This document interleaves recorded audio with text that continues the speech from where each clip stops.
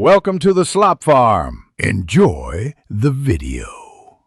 In this video, I will explain how to make Jiffy cornbread without eggs.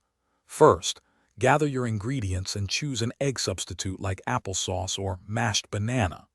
You'll need 1/4 cup of your chosen substitute for each egg called for in the original recipe. Preheat your oven to 400 degrees Fahrenheit and lightly grease an 8 by 8 inch baking pan. This simple swap ensures a delicious, moist cornbread every time.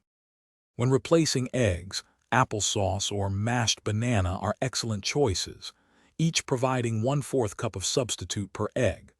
For a flax egg, mix 1 tablespoon of ground flaxseed with 3 tablespoons of water and let it sit for 5 minutes until it thickens.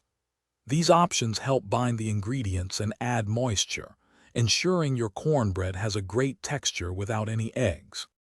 To mix, first combine all your dry ingredients in one bowl and your wet ingredients, including your egg substitute, in another.